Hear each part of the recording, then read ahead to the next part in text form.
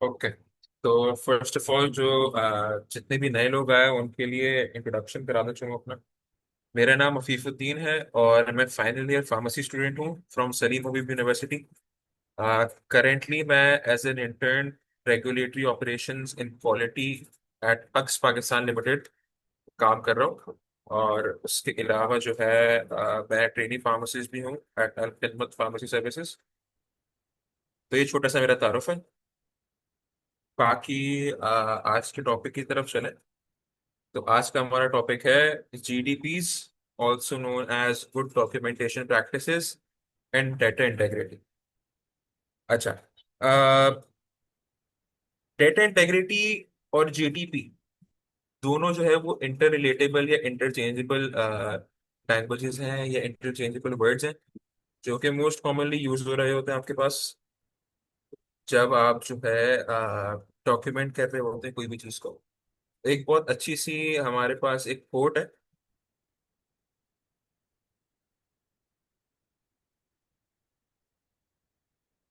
If it isn't documented it didn't happen.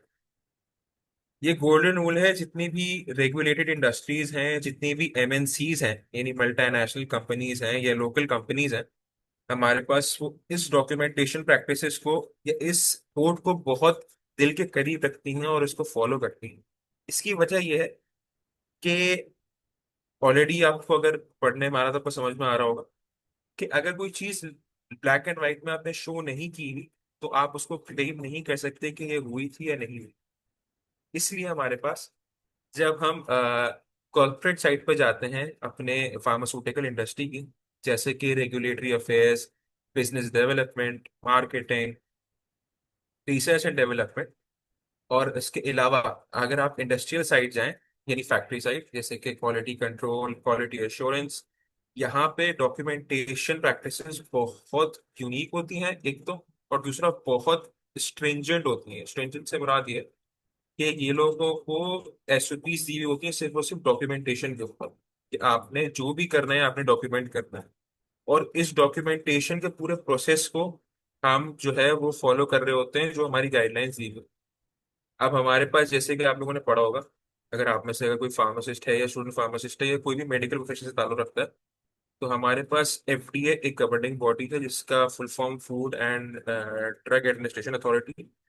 ठीक है, इन्होंने गाइडलाइंस दी हैं। उसके साथ साथ आईसीएच, जिसकी full form international council for harmonisation है, इन्होंने गाइडलाइंस दी हैं जो कि सिर्फ और सिर्फ डॉक्यूमेंटेशन के ऊपर है। अब डॉक्यूमेंटेशन पे इतना एम्फोसिस है कि आप बहुत अजीब सी बात है कि आप जो है वो कागज पे लिखी हुई चीज को इतना क्यों वैल्यू दे रहे हैं। इसलिए वैल्यू दे रहे हैं कि ये हमारे पास जो है वो परफेक्ट एक इंडस्ट्री को एक सेफ वे प्रोवाइड करती है। इसकी एग्जांपल से मैं आपको समझाऊंगा कि फॉर एग्जांपल आप जो है वो आपने एक टैबलेट या एक कैप्सूल या आपने कोई भी डोजेज फॉर्म की ड्रग आपने बनाई, और आपने बना दी। आपने बनाने के बाद उसको आपने उस पर टेस्ट रन किए, टेस्ट बहुत अच्छे हुए। आपने इन सब प्रोसेस में कुछ भी अपने पास ब्लैक एंड व्हाइट में नहीं लिखा। आपने सामने वाले को दिखाया, आपने बोला हाँ ठीक है। आपने मार्केट के अंदर वो बैच भेज दिए, जो कि ऐसा नहीं होता, लेकिन एक एग्जाम्पल के तौर पर बता रहा हूँ। आपने इस तरह किया, बाद में उस बैच के अंदर कोई इशू आ गया। इशू से बाहर मतलब उसमें कोई बैच कंप्लेन आ गई या प्रोडक्ट रिकॉल की तरफ चला गया। अब हमारे पास कुछ बॉडीज हैं जो बैच रिकॉल्स को और इस तरह के केसेस को हैंडल कर रही होती हैं। उनका मेन फोकस क्राइटेरिया होता है आपकी डॉक्यूमेंटेशन के ऊपर। अब वो आपसे डॉक्यूमेंट्स मांगेंगे, आपके पास डॉक्यूमेंटेशन तो है ही नहीं। तो डॉक्यूमेंटेशन की नीड यहाँ पे अराइज होती है। आप जो है डॉक्यूमेंटेशन का प्रोसेस जो स्टार्ट करते हैं आप, वो बेसिकली हर प्रोसेस से पहले स्टार्ट कर रहे होते हैं, और हर प्रोसेस की अपनी अपनी डॉक्यूमेंटेशन प्रैक्टिसेस होती हैं, जो कि हम आगे वाली स्लाइड से मैं आपको बताता जाऊंगा। अच्छा, अब वापसी आते हैं जीडीपीज के ऊपर। तो जीडीपीज क्या होती हैं? जीपीटीज जो है वो हमारे पास स्टैंडर्ड्स हैं। जैसे कि मैंने आपको बताया, एफडीए दे रही है आपको स्टैंडर्ड डॉक्यूमेंटेशन प्रैक्टिसेस का, आपको आईसीएस गाइडलाइंस दे रही है, आपको उसके अलावा आईएसओ दे रही है, इंटरनेशनल ऑर्गेनाइजेशन फॉर स्टैंडर्डाइजेशन। ये आपको कुछ गाइडलाइंस या कुछ प्रोसेसेस की गाइडलाइंस प्रोवाइड कर रही होती हैं, जिसके अंदर डॉक्यूमेंटेशन का बहुत बड़ा रोल। इस्टेब्लिश मेथड्स होते हैं। फॉर एग्जांपल, अगर आप में से किसी ने क्यूसी या क्यूए में अगर आपने इंटर्नशिप की है, या कुछ एक्सपोजर अगर आपके टीचर्स ने आपको बताया है, तो वहाँ पे कुछ डॉक्यूमेंटेशन प्रैक्टिसेस होती हैं जो कि रिलेटेड होती है टू बैच रिकॉर्ड। ठीक है, जैसे कि आपका बैच मैन्युफैक्चरिंग रिकॉर्ड हो गया, बैच सेल्स रिकॉर्ड हो गया, और बैच एनालिसिस हो गया, batch analysis record, PAR, PMR। ठीक है, इस तरीके से आपकी बैच सेल्स रिकॉर्ड होता है।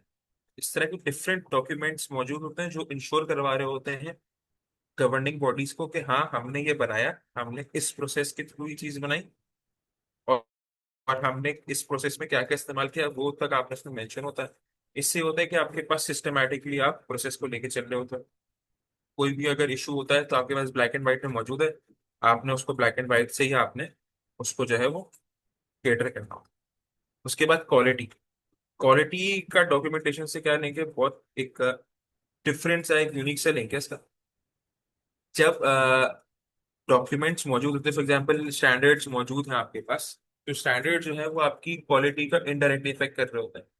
कि अगर स्टैंडर्ड्स आपके अच्छे हैं, फॉर एग्जांपल अगर आप ISO को फॉलो कर रहे हैं, ICH को फॉलो कर रहे हैं, या FDA को फॉलो कर रहे हैं, तो आपको ये अंदाजा है या आपको जो है वो यकीन है कि आप जो प्रोडक्ट इन प्रोसेस के थ्रू बनाएंगे वो आपके पास क्वालिटी वाइज बहुत अच्छी होगी।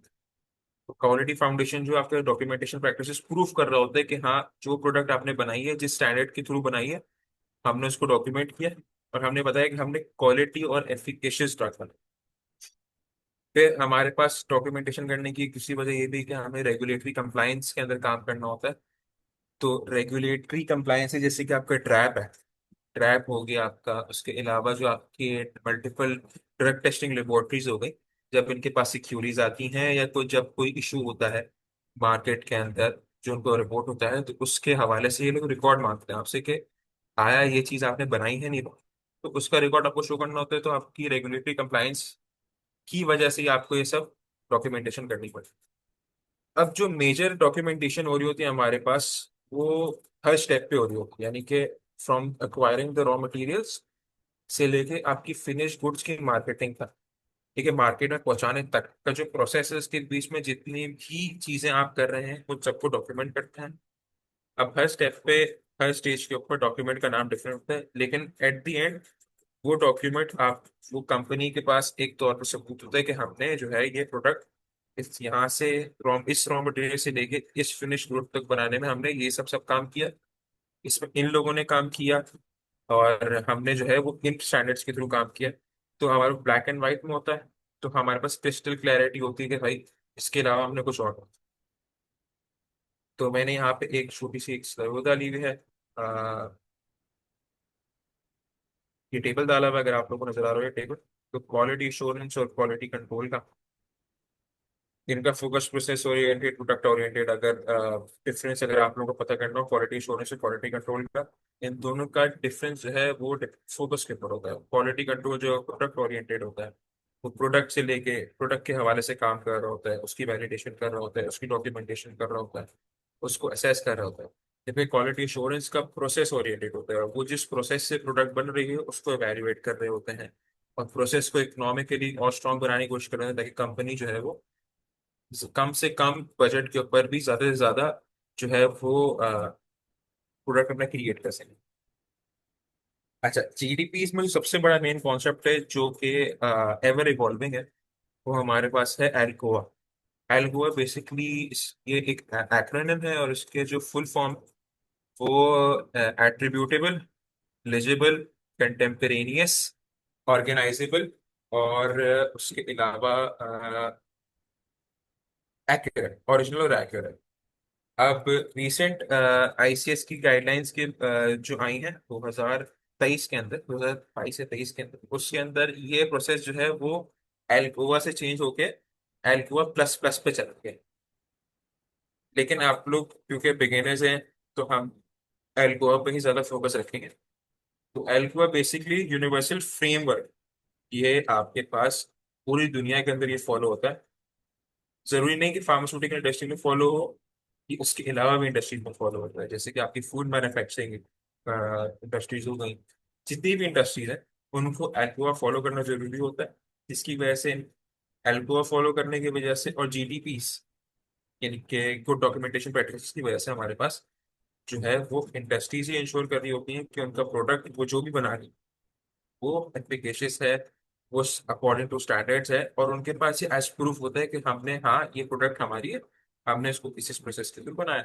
तो ये हमारे पास एक तरीके से आप समझ सकते हैं, एक सबूत होता है, एक प्रूफ होता है कि आपने बनाया। और ये पूरी दुनिया के अंदर फॉलो हो रहा है एल्कोआ का प्रिंसिपल। अब एट्रीब्यूटेबल का मतलब क्या होता है? बहुत क्लियर जबान के अंदर, किसने बनाया, कब बनाया, इसको कहते हैं एट्रीब्यूटेबल। जिसने रिकॉर्ड किया डाटा वो कौन था, एग्जैक्ट टाइम और डेट कि आप लॉग इन कर रहे हो। अगर मैं आपको एग्जांपल दूं फार्मास्यूटिकल रिलेटेड, अगर आप फॉर एग्जांपल क्यूसी में है, और क्यूसी में आपका सब्जेक्ट है रॉ मटेरियल की एनालिसिस। एक एक्स्ट्रा इंफॉर्मेशन आप लोगों के लिए, क्यूसी के मेजर 3 डिपार्टमेंट्स होते हैं। रॉ मटेरियल का अलग होता है, सब डिपार्टमेंट्स होते हैं। रॉ मटेरियल का अलग होता है, पैकेजिंग गुड्स का अलग होता है, फिनिश प्रोडक्ट का अलग होता है। ये तीनों आपस में इंटर रिलेटेबल हैं, लेकिन इन तीनों का काम बहुत डिफरेंट होता है। इन तीनों की डॉक्यूमेंटेशन भी बहुत डिफरेंट होती है, अलग अलग यूनिक नेम्स होते हैं। अब आप को मैं वापसी इधर लेकर आता हूं। हम जो है वो रॉ मटेरियल की एनालिसिस कर रहे हैं, और रॉ मटेरियल के एनालिसिस में हमने फॉर एग्जांपल हमने फिजिकल अपीयरेंस पे काम किया। तो जो बंदा इस फिजिकल अपीयरेंस पे काम कर रहा है, वो अपना नाम, अपना अपना जो है डिजिग्नेशन, जिस टाइम और डेट पर उसने काम किया वो मेंशन करेगा। इसको, इस पूरे प्रोसेस को हम एट्रीब्यूट कहेंगे, उस प्रोसेस को। वो प्रोसेस होते हुए जो जो उसके एट्रीब्यूट थे वो आपने मेंशन कर दिए। इससे क्या होता है, जिसने किया उसका पता होता है, और जब हुआ कब हुआ ये आपको पता होता है। इसकी एप्लीकेशन जो है वो आगे मैं आपको बताऊंगा। हमारे यहाँ जो है कुछ बहुत यूनिक सिस्टम्स यूज किए जा रहे होते हैं, जैसे कि सिग्नेचर्स हो गए, लॉगिन्स हो गए, सिस्टम लॉगिन्स हो गए, इनिशियल्स हो गए, पासवर्ड वगैरह शेयर नहीं किए जा रहे होते हैं, डॉक्यूमेंटेशन साइन नहीं हो रही होती। और एट्रीब्यूट्स के अंदर एक मेजर बात ये होती है कि आप जो है वो किसी के बिहाफ पे डॉक्यूमेंट साइन नहीं कर सकते। ये एक प्रिंसिपल है, जहां भी अगर आप जाएं इंडस्ट्री के अंदर, तो आप किसी भी डॉक्यूमेंटेशन को साइन नहीं कर सकते। ये रूल होता है वहाँ का। चाहे आप, वो आपसे रिलेटेड नहीं है डॉक्यूमेंट, आप साइन नहीं करेंगे। वो आपसे रिलेटेड है, आप जो है अपनी सीनियर से बात करके साइन करेंगे। ये इसके एट्रीब्यूट हो जाते हैं। फिर लिजिबल। लिजिबल का मतलब ये कि रीडेबल होना चाहिए। यानी कि लिजिबिलिटी इस हिसाब से अंदाजा लगा ले कि डॉक्टर की राइटिंग जो होती है, डॉक्टर का प्रिस्क्रिप्शन जो होता है, वो अगर आपके पास आता है तो उस पर कीड़े मकोड़े बने हुए होते हैं, उसको अनलिजिबल कहते हैं। पाकिस्तानी लॉ के मुताबिक ऐसे डॉक्टर्स के खिलाफ जो है वो आप कंप्लेन कर सकते हैं, और देन जो है वो आपके ऊपर एक केस बन सकता है कि आपने ये लिजिबल प्रिस्क्रिप्शन पूरी दी।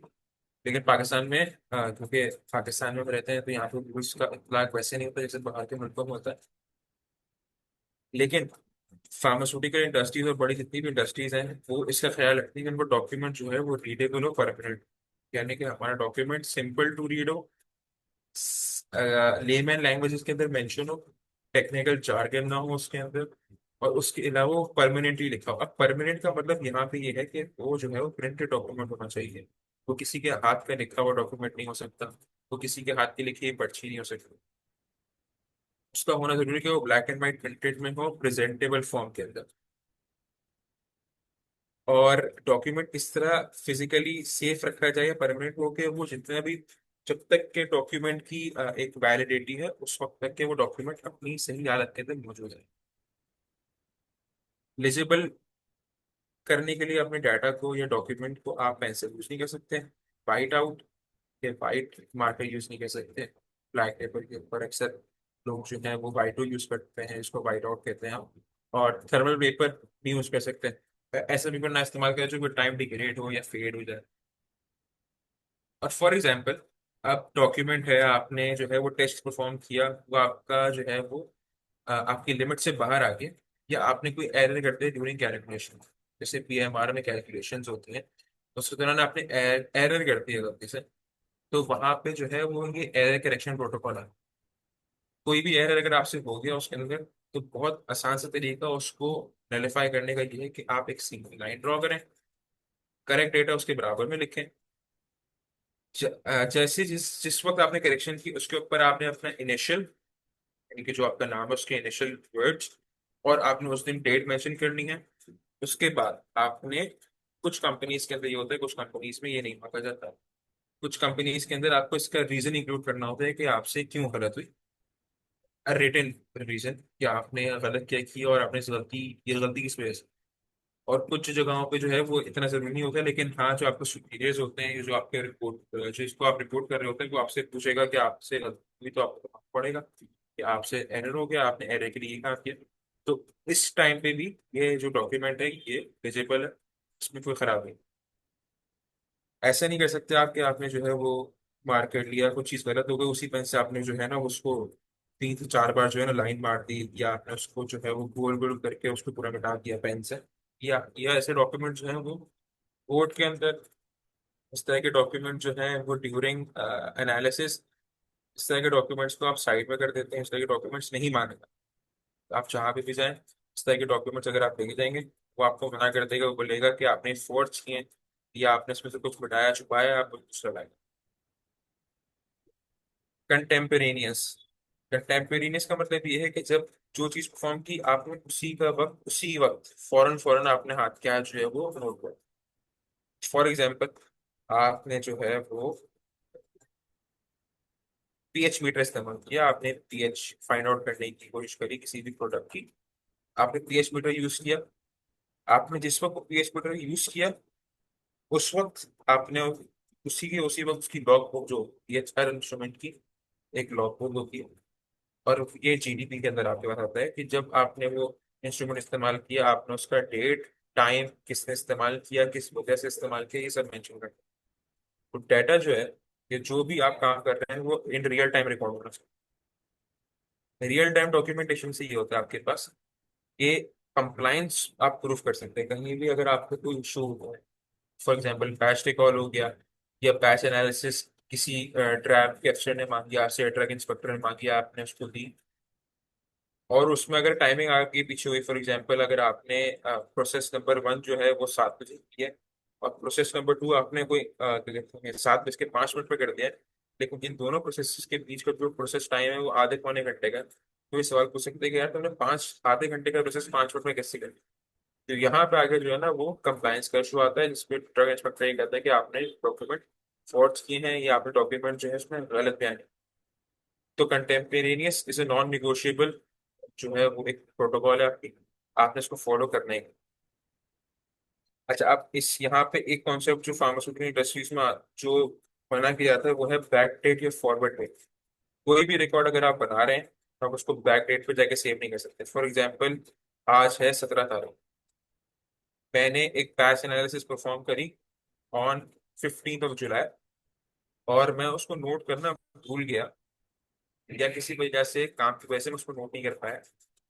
तो अब मैं ये नहीं करूंगा कि मुझे 17 तारीख को याद आया तो मैं 17 तारीख को जाके 15 तारीख के उसमें फिल करूंगा। नहीं, इस तरह नहीं कर सकता मैं।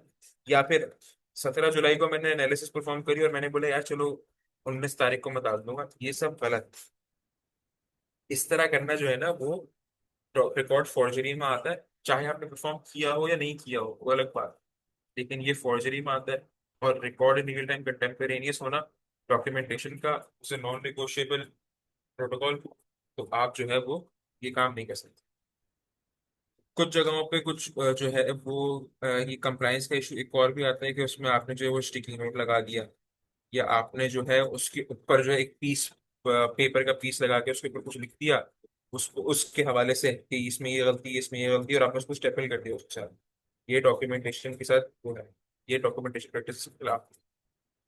इसमें आप इस तरह की हरकतें नहीं कर सकते, क्योंकि ये जो डॉक्यूमेंट है ये आपको बचा रहा होता है फ्रॉम डायर सिचुएशंस, जैसे कि अगर आपका पैसे कॉल होगी, या कोई पेशेंट एक्सपायर हो गया आपकी मेडिकेशन की वजह से, और आप इनोसेंट है उस केस के अंदर, लेकिन वो आपसे यही मांगेगा कि आप जो है मुझे एनालिसिस दें, आप मुझे डॉक्यूमेंट शेयर करें कि ये आप ही का प्रोडक्ट था, ये आपका प्रोडक्ट नहीं है जिससे पेशेंट एक्सपायर हुआ। तो इस तरह की डायर सिचुएशंस में ये रिकॉर्ड्स आपके काम आते हैं, और अगर इस तरह की सिचुएशन अगर इसके अंदर हुई भी होती है, तो सीधे सीधे जो केस है ना, चाहे आपका आपका प्रोडक्ट नहीं भी था, वो काउंटर फिट प्रोडक्ट था, लेकिन वो आपके ऊपर ही आते हैं। क्यों? क्योंकि इस तरह की छोटे छोटे एरर्स की वजह से। तो डॉक्यूमेंटेशन प्रैक्टिसेस बहुत विद जो है हार्ड फॉलो की जा रही थी फार्मास्यूटिकल इंडस्ट्री। उसके बाद हम आते हैं लास्ट के two, original and accurate. Original का मतलब ये है कि आपने जो चीज परफॉर्म करी, जो रिजल्ट आपके पास आया, आपने फौरन वही लिखा। आप ये नहीं कर सकते कि आपने जो है वो कोई टेस्ट परफॉर्म किया, टेस्ट परफॉर्म करने के बाद आपने कहा कि यार ये स्पेसिफिकेशन से मेरे बाहर हो रहा है, मैं एक काम करता हूँ उसको जो है ना फोर्स कर दे।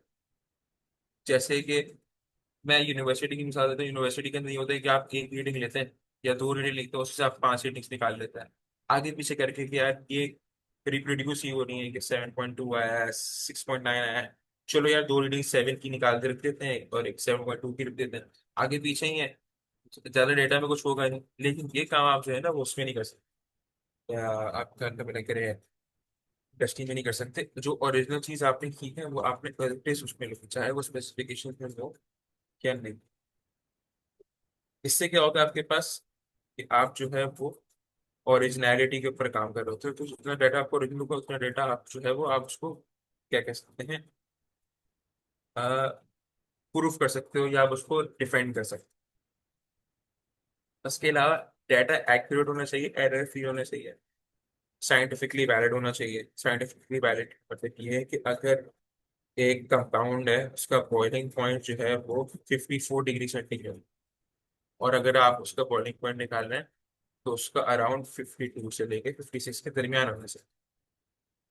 ये इसकी रेंज है, ±2% जो है वो एरर चांस हमारे पास होता है, क्योंकि जो है वो difference in molecular weight, crystallization का फर्क, काफी सारे डिफरेंट इफेक्ट्स की वजह से भी बॉइलिंग पॉइंट ऊपर नीचे होता है, लेकिन इतना ऊपर नीचे नहीं होता है कि अगर किसी का 54 है तो वो 78 पे जाके हो रहा है, इसका मतलब है कि उसमें कुछ गलत है, साइंटिफिकली वो अनअवेयरड। तो इस तरह आपका डॉक्यूमेंट एक्यूरेट होना चाहिए, साइंटिफिकली वैलिड होना चाहिए। अगर स्पेसिफिकेशंस हैं 75 to 85%, तो उस 75 से 85 के दरमियान नहीं आना चाहिए। उसके अलावा एरर फ्री होना चाहिए। एरर फ्री से मुराद मतलब कहीं भी एरर नहीं होना चाहिए कि ये छोटी छोटी चीजें, जैसे कि मैंने आपको बताया कि आपका कोई चीज गलत हुई, आपने जो उसके ऊपर पेंसिल से ऐसे जैसे रफली आपने उसको काटन बेटी की और आपने उसके ऊपर अपना जो है वो न्यू रिजल्ट लिख दिया, या फिर आपने जो है वो बैक डेट पे जाके कोई काम किया, कुछ भी किया आपने उसके अंदर, तो ये एरर्स है, तो आपका एक्यूरेट होना चाहिए डेटा। ये जीडीपी की मतलब कि समझे कि ये एक बेसिक बेसिक फ्रेमवर्क है। अगर आप इन प्रिंसिपल्स को फॉलो नहीं करेंगे तो आप कभी भी डॉक्यूमेंटेशन प्रैक्टिसेस जीडीपी इसके हिसाब से फॉलो नहीं कर पाएंगे, और जब आप जीडीपी फॉलो नहीं कर पाएंगे तो आप जो है वो रिस्क है फॉर लीगल मैटर्स। उसके साथ साथ जो है वो आप जो है दूसरे मामले में कंप्लायंस के अंदर भी, रेगुलेटरी इश्यूज के अंदर ही पड़ सकते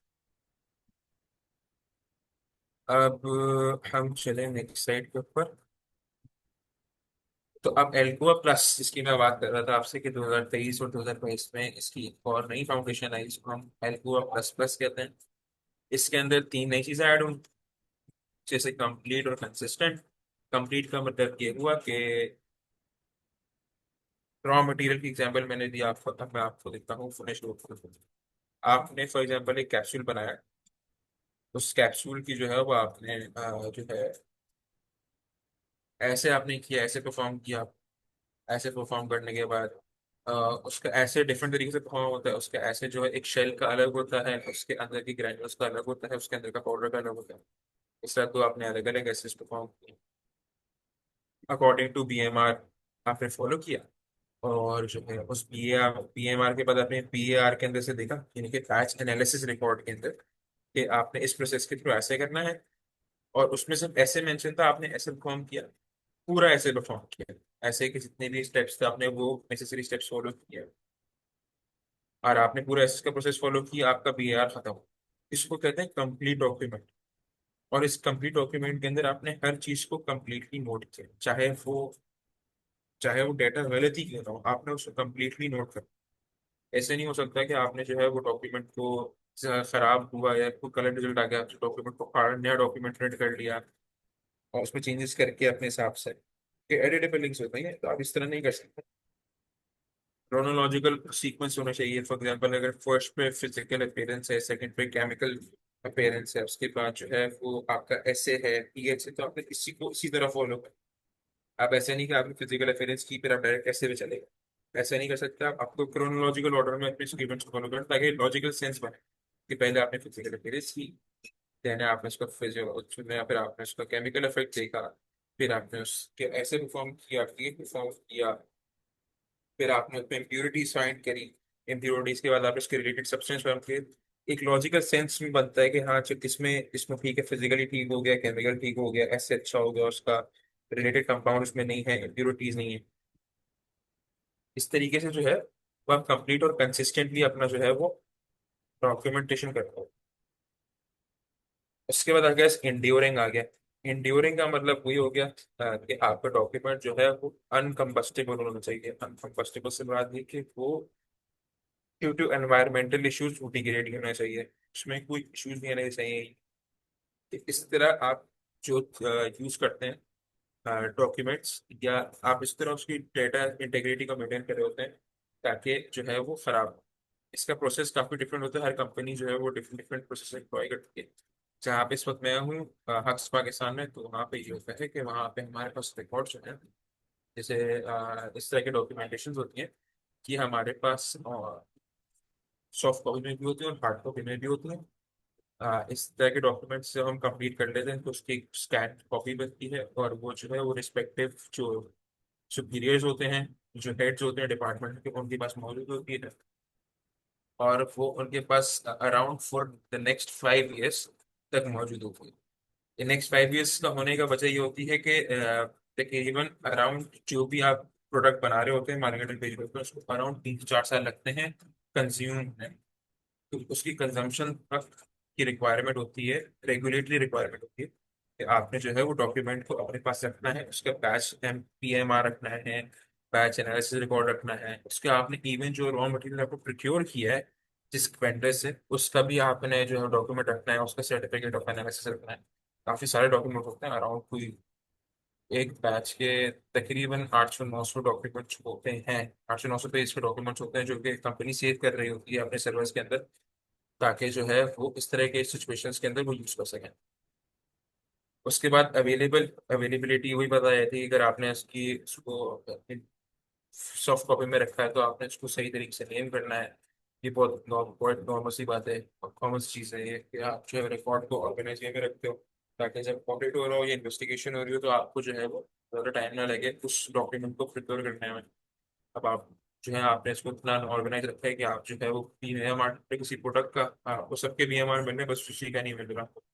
सही सिचुएशन बहुत इफेक्ट वो होता है, ऑडिट के अंदर इशू होता है, इन्वेस्टिगेशन इशू होता है। तो ये आपका था एल्कोआ प्लस प्लस। उसके बाद आती है डॉक्यूमेंटेशन, डॉक्यूमेंट लाइफ साइकिल, बहुत छोटी सी चीज़ है। आप सब सब्जेक्ट मैटर एक्सपर्ट्स SME जिसको कहते हैं, ये क्रिएट करते हैं डॉक्यूमेंट्स जो स्टैंडर्ड प्रोसीजर्स के होते हैं, स्टैंडर्डाइज्ड प्रोसीजर्स के होते हैं। फॉर एग्जाम्पल अगर आप एक ID एम्प्यूल बना रहे हैं तो उसकी स्टेरिलाइजेशन की एक टेक्निक है, टर्मिनल स्टेरिलाइजेशन, प्रोडक्ट बनेगा, प्रोडक्ट के उसकी बनने का स्टेरिलाइजेशन, ये स्टैंडर्डाइज प्रोसेस। ठीक है। आप इस स्टैंडर्डाइज प्रोसेस को वो ब्लैक एंड व्हाइट में हर कंपनी अपने पास लिखती है कि हमने इस प्रोसेस में पहले एम्प्यूल के अंदर फिलिंग होगी, फिर एम्प्यूल की सीलिंग होगी, सीलिंग के बाद सीलिंग होगी वैक्यूम फेज के अंदर, उसके बाद फिर उसकी वॉशिंग होगी, वॉशिंग होने के बाद उसकी स्टेरिलाइजेशन होगी, स्टेरिलाइजेशन होगी उसकी पैकेजिंग। ये पूरा प्रोसेस है, ये गाइडलाइंस में आपके दिया हुआ है, आप सब इसी पे उसको फॉलो कर रहे हो। जो सब्जेक्ट मैटर एक्सपर्ट होता है, जो हेड्स होते हैं आपके उस डिपार्टमेंट के या उस जगह के, वो उस स्टैंडर्ड ऑपरेटिंग प्रोसीजर के अकॉर्डिंग जो है वो एक डॉक्यूमेंट क्रिएट कर देते हैं, जहाँ पे आप नोट कर रहे होते हैं कि भाई एमपीएल की फिलिंग इतने टाइम में हुई, इसने करी, इस मशीन से हुई, इस मशीन का नंबर ये था, जो बैच नंबर था वो ये था, ट्रेड क्या थी, टाइम क्या था। फिर जब वो सीलिंग के लिए गया वैक्यूम के अंदर, तो वैक्यूम कितना मेंटेन था, प्रेशर कितना था, टेम्परेचर कितना था, और जब सीलिंग हो रही थी तो ग्लास पार्टिकल्स किस तरह कर रहे थे, टेम्परेचर वहाँ का क्या था। फिर जब वो क्लीनिंग पे आते वॉशिंग पे, उसके दरमियान जो है उसकी वो QC क्वालिटी टेस्टिंग हो रही होती है, QA वाले जो है वो प्रोसेस एवेल्युएट कर देते हैं इस पॉइंट आके। तो इस सब प्रोसेसेस को मिला के एक डॉक्यूमेंट क्रिएट होता है हर यूनिक प्रोसेस का। जो एमक्यूज का डॉक्यूमेंट होगा वो टैबलेट का नहीं हो सकता, जो टैबलेट का होगा वो कैप्सूल का नहीं हो सकता। हर हर डोजेज फॉर्म का अपना अपना अपना अपना एक डॉक्यूमेंट है, क्योंकि इनका जो प्रोसेस है वो काफी डिफरेंट। फिर आपके पास अप्रूवल आती है। अप्रूवल एक जो भी डॉक्यूमेंट आप क्रिएट करते हैं स्टैंडर्डाइज्ड ऑर्गेनाइजेशंस की उसके ऊपर, तो उसकी एक अप्रूवल होती है और उस अप्रूवल की कुछ वैलिडेशन होती हैं। और उस डॉक्यूमेंट के ऊपर जो है वो कुछ जरूरी पर्सनल के सिग्नेचर होते हैं, जैसे कि अगर आप पीएमआर की बात करें, प्रोडक्शन रिकॉर्ड की, तो उसमें आपका प्रोडक्शन का जो है वो आपका प्रोडक्शन के हेड का साइन होता है। उसमें जो प्रोडक्शन को ओवरसी जो ऑफिसर कर रहा था उसका साइन होता है, उसके इनिशियल होते हैं, उसकी डेट होती है कब उसने किया, जिस ऑपरेटर ने उस पर काम किया इसका सिग्नेचर होता है। उसके अलावा जो है वो जो रॉ मटेरियल है, जिसने भी हाउस से रॉ मटेरियल प्रोवाइड किया उसका डेजिग्नेशन होता है। तो हर प्रोसेस के ऊपर सिग्नेचर्स होते हैं जो कि आपके डॉक्यूमेंट को एक्यूरेसी प्रोवाइड करते हैं। उसके बाद अपडेट्स होती हैं। हर जितने भी डॉक्यूमेंट बनते हैं उनकी 3 साल की वैलिडिटी होती है। मैक्सिमम 3 साल की होती है।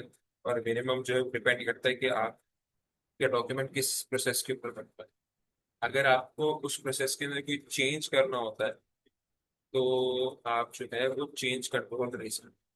चेंज कंट्रोल क्या होता है कि एक डॉक्यूमेंटेड प्रोसीजर है जिसके अंदर आप अपने प्रोसेस के अंदर जो करंटली यूज कर रहे हैं प्रोसेस और आपके जो प्रपोज प्रोसेस चेंजेस हैं आप साइड बाय साइड कंपेयर करते हैं। और जो स्टेक होल्डर्स हैं डिफरेंट, वो जो है उसके ऊपर बैठ के डिस्कशन करते हैं कि आया हमें प्रोसेस चेंज करना चाहिए नहीं करना चाहिए, ये जरूरी है हमारे लिए करना या नहीं। तो उस तरीके से हम जो है वो चेंज कंट्रोल पे काम कर रहे होते हैं। चेंज कंट्रोल से वर्जन अपडेट हो रहे होते हैं। अब फॉर एग्जांपल एक एसओपी 2020 से बनी और उसकी 3 साल की वैलिडिटी, तो 2023 में वो रिवाइज होती है। और अगर उसका 2020 में जब वो बनी तो उसका वर्जन नंबर होगा 1। लेकिन जो अब 2023 में अब वो रिविजिट होगी रिवैल्यूएट होगी तो उसमें अपडेट होगी, तो वो उसका हो जाएगा डॉक वर्जन। फिर वर्जन 2 जो है वो आप फॉलो करेंगे। इस तरीके से अपडेट होती रही डॉक्यूमेंटेशन लाइफ साइकिल। फिर आर्काइवल हुई, आपने डॉक्यूमेंट सर्वर।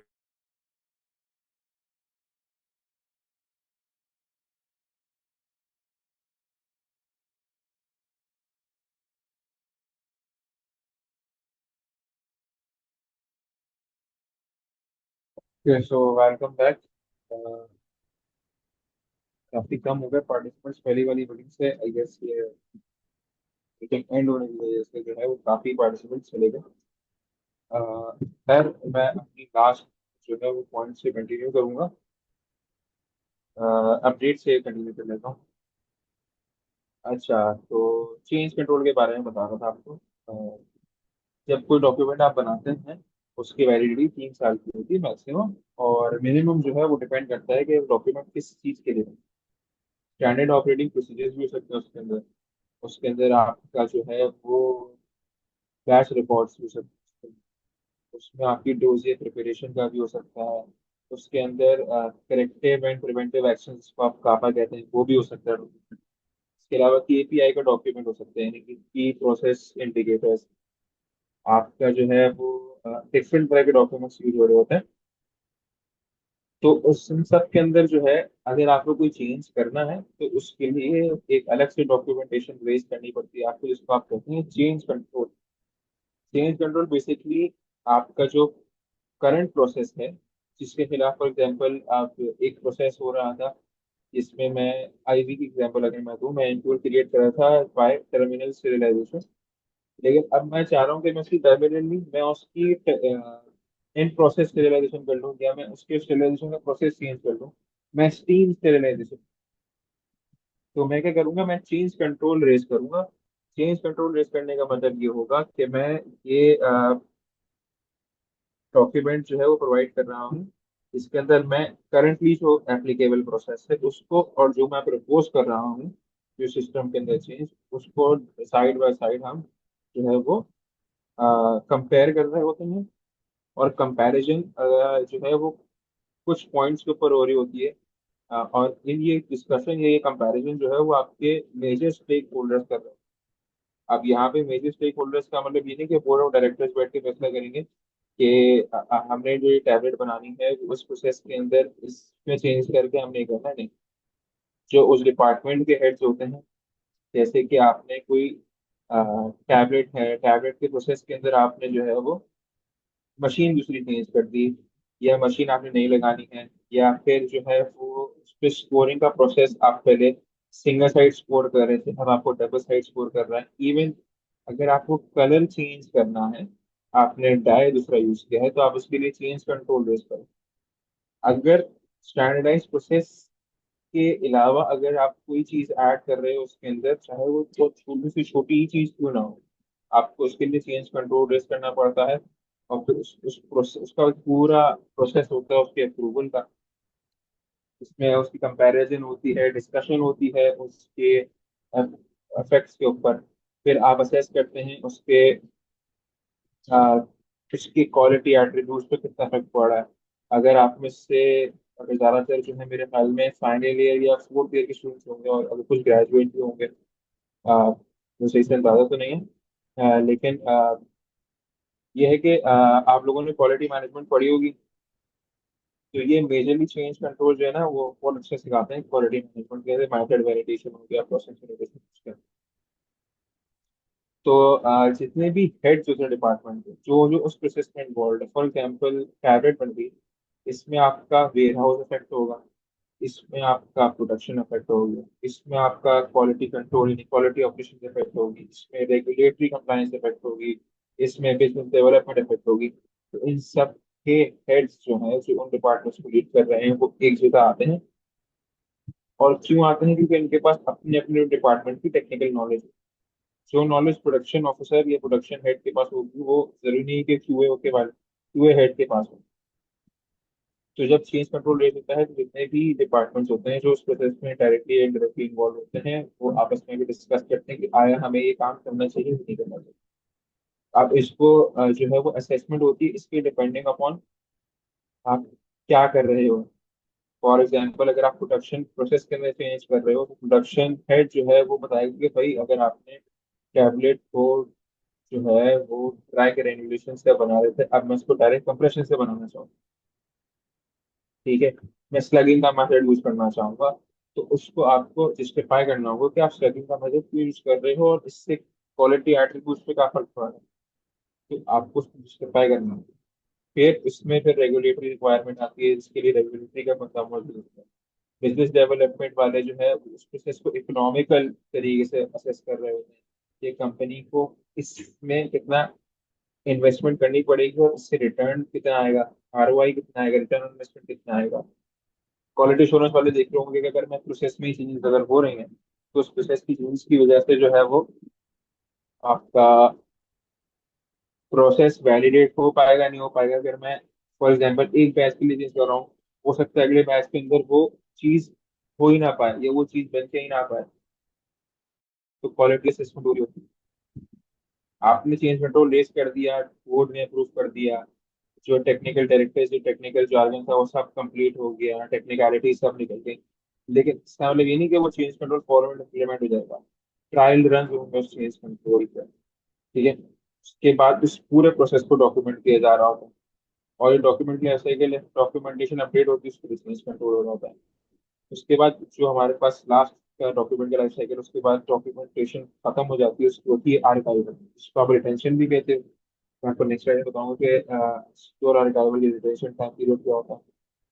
तो आर्काइवल का मतलब ये होता है कि आपने जो प्रोसेस आपने वैलिडेट किया, स्टैंडर्डाइज कर लिया, उसका डॉक्यूमेंट क्रिएट कर लिया, चाहे वो एसओपी हो, एनालिसिस रिकॉर्ड हो, डोजियर प्रिपरेशन, तो सारी जो है वो आपने कंपनी का एक सिक्योर सर्वर होता है, उसके ऊपर आप एज सॉफ्ट कॉपी रखते हो, और हार्ड कॉपी जो है वो जो है जो हेड ऑफ डिपार्टमेंट है वो अपने पास अपने उसमें लॉक इन की में रखता हूँ। इसकी आर्काइवल होती है, और सिक्योर स्टोरेज होती है कि ये, और उसको इस तरह रखा जाता है कि कोई भी कॉमन पर्सन उसको जो है वो नहीं कर सकता, एक्सेस नहीं कर सकता। उसके बाद आपकी आती है जो है डेटा रिटेंशन। अगर मैं जाऊँ डेटा रिटेंशन के ऊपर, तो 20% नहीं दिया होगा, 100% कर देता हूँ सिक्योर अर्काइव। अब रिटेंशन पीरियड क्या होता है? अब हमारे पास जो है वो डॉक्यूमेंट, मैंने जैसे आपको बताया कि डॉक्यूमेंट्स में मैक्सिमम 3 साल के लिए जो है वो 3 से 5 साल के लिए रखे जा रहे हैं।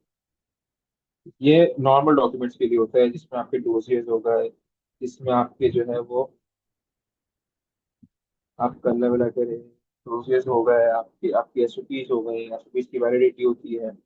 इस तरह अगर आप एनालिसिस रिकॉर्ड्स जो होते हैं, फॉर एग्जाम्पल फुलरक के रिकॉर्ड्स जो होते हैं, वो रखे जाते हैं अनटिल और अनलेस उसकी एक्सपायरी के 1 साल तक, यानी कि एक्सपायरी फॉर एग्जाम्पल उसकी, अगर एक प्रोडक्ट आपने बनाई 2022 में, उसकी एक्सपायरी 2026, तो आप वो डॉक्यूमेंट जो है वो 2027 के एंड तक रखेंगे अपने पास। इसकी वजह इसकी वजह ये है कि आपको आपने अंदाजा लगाया कि 5 की एक्सपायरी के बाद कंज्यूम नहीं होगा, लेकिन हो सकता है किसी ने एक्सपायरी के बाद उसको कंज्यूम कर लिया। क्योंकि हमारे यहाँ जो है वो काफी किसी ऐसे रिपोर्ट होते हैं कि एक्सपायरी के बाद जो है, फॉर एग्जाम्पल एक बैच एक्सपायर हो तो उसको 6 महीने हो गए, लेकिन उसकी कंप्लेन आ गई, या उसके खाने से कोई कुछ और हो गया, पेशेंट की तबीयत खराब हो गई, उसने रिपोर्ट कर दिया, उसने केस कर दिया आपके ऊपर। अब आपके पास अगर ट्रैप आती है कि भाई आप शो करो डॉक्यूमेंट, तो आप उसको ये नहीं कह सकते कि मैंने दिला दी डॉक्यूमेंट की एक्सपायरी खत्म हो गई। तो ये ट्रैप का रूल है कि अगर आपका बैच 2026 में एक्सपायर हो रहा है, 2026 की जनवरी में अगर आप एक्सपायर हो रहा है, सॉरी 2026 की जनवरी में, तो 2027 के जनवरी तक आपने उसके डॉक्यूमेंट संभाल के रखने, उसके बाद जो है आपने उसको डिस्ट्रॉय कर देना। डिस्ट्रॉय करने का तरीका भी बहुत डिफरेंट होता है। पहले से सिक्योरिटी की बात कर लेते हैं। सिक्योरिटी फिजिकल आर्काइव्स की आप इस तरह इसको प्लेस करते हो जहाँ पे पानी, हवा, या आग, यानी टेम्परेचर, हाई टेम्परेचर का जो इंटरफेरेंस, इस तरीके से आप करते हो, यानी कि इसको वैक्यूम नहीं क्लोज कर रहे हो। तो ऐसे स्पेस में रखे होते हो जहाँ पे एनवायरमेंट पार्टिकल्स पे अफेक्ट कर नहीं सकते, फिजिकल कॉपीज को। और सॉफ्ट कॉपीज को आप जो है वो सर्वर्स के ऊपर, यानी कि हाईली सिक्योर्ड सर्वर्स के ऊपर, जैसे क्लाउड स्पेसेस होती है, वहां पे प्लेस कर रहे हो, जिस पे एक्सेस जो है वो सिर्फ ऑथराइज पर्सन का होता है। वो ऑथराइजिंग पर्सन जो है ना वो आपको स्टेक। अब एक डॉक्यूमेंट है, प्रोडक्ट मार्केट हो गई, एक्सपायरी हो गई, उस एक्सपायरी को 1 साल हो गया, अब आप उसकी डॉक्यूमेंट को डिस्ट्रॉय कैसे करें? ऐसा नहीं आपने श्रेडर में डाला या आपने उसको जला दिया। पाकिस्तान में मोस्ट कॉमनली प्रैक्टिस ये होती है कि आप उसको श्रेड करते हैं, श्रेड करने के बाद आप उसको जो है वो मिक्स करते हैं, सीमेंट के साथ मिक्स करते हैं, या आप जो है वो गार्डन एरिया जो होता है, जो भी ग्राउंड होता है, उसके अंदर जो है वो आप उसको डाल के उसके अंदर जो है वो बंद करते हैं। लेकिन यहाँ पे जो है डिफरेंट, जो बाहर के ऑर्गेनाइजेशन हैं वो उसकी डिस्ट्रक्शन का डिफरेंट तरीके अप्लाई करते हैं। फॉर एग्जाम्पल आपका इंसिनरेशन होती है, ये प्रोडक्ट की भी की जाती होती है जो कि थर्मोलिबाइल होते हैं, या फिर जो है कीमोथेरेपी होती है, उनकी इंसिनरेशन होती है, तो हाई टेम्परेचर के ऊपर जो है वो डिग्रेड किया जा रहा होता है। और जब आप इस तरह के डॉक्यूमेंट्स को डिसइंटीग्रेट करते हैं, डिस्ट्रॉय करते हैं, तो आप फिर उसका एक ऑफिशियल सर्टिफिकेट ऑफ डिस्ट्रक्शन ही बनाया जाता है, जो कि डिफरेंट गवर्निंग बॉडीज देती हैं। आ, मैं बिल्कुल कर दूंगा इरफान साहब साइड से। और ये है कि डिस्ट्रक्शन का सर्टिफिकेट आपको शो करना होता है। पाकिस्तान में ऐसे तो अभी तक कोई रिक्वायरमेंट नहीं आई है जिसमें आपको डिस्ट्रक्शन का सर्टिफिकेट या डिस्ट्रक्शन का एविडेंस शो करना हो। लेकिन यूएसए में, इवन आपके नेबरिंग कंट्रीज यानी इंडिया के अंदर, जो है वो ऑफिशियल सर्टिफिकेट ऑफ डिस्ट्रक्शन जो है वो बन रहा होता है, जो कि उनकी ड्रग अथॉरिटी जो है वो दे रही है।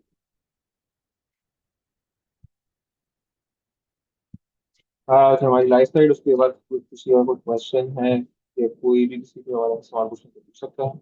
आ, बज़ाहिर अगर आप देखें स्लाइड पे, तो उसमें ही लिखा है कि क्वालिटी इज एवरीवन्स रिस्पॉन्सिबिलिटी।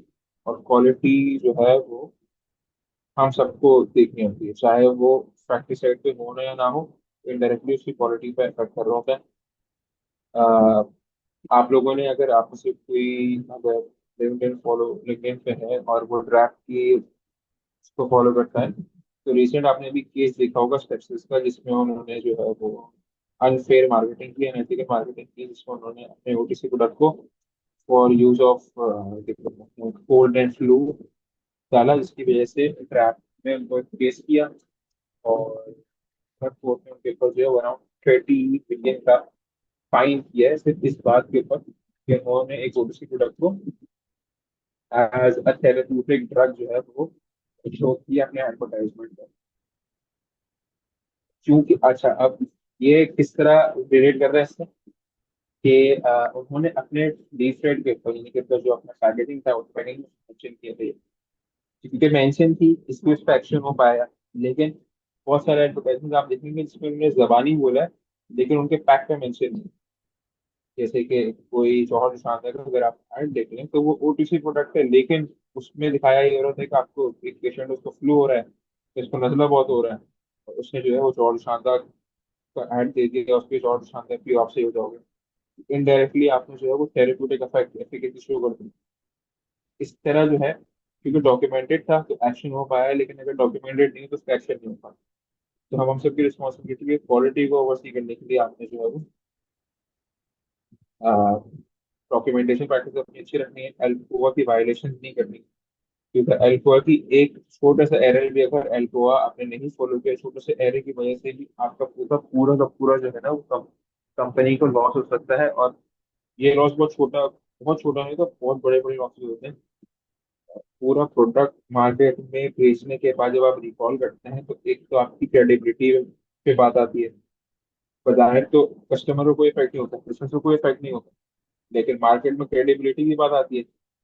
और क्रेडिबिलिटी जब आपकी गिरती है ना, तो फिर आपकी कंपनी जो है ना वो लॉस में जाती है। आपको जो है वो वेंडर जो है, क्योंकि वेंडर जो है वो आपकी क्रेडिबिलिटी पे काम कर रहा था, वो आपको मना कर देता है, वो आपको प्रोवाइड नहीं करेगा प्रोडक्शन के लिए। फिर प्रोडक्शन के अंदर आपके इश्यूज होंगे, आप डाउन साइजिंग की तरफ जाएंगे, फिर बैंकरप्सी। तो बहुत सारी कंपनी ऐसी भी होगी जो कि सिर्फ और सिर्फ इन तरह की वायलेशन की वजह से जो है ना वो अपनी पूरी मार्केट यूज करें। तो एल्कोहल इनडायरेक्टली आपकी मार्केट स्टैंडिंग को भी अफेक्ट कर रहा हो। आई होप आप लोगों को समझ में आया होगा। और अगर किसी का कोई सवाल है तो वो चैट बॉक्स में पूछ सकते हैं। और बाकी लोगों को भी भाई, अगर किसी का सवाल है तो चैट बॉक्स में पूछते हैं, नहीं तो आप हमारे कॉन्टेक्ट भी पूछ सकते हैं।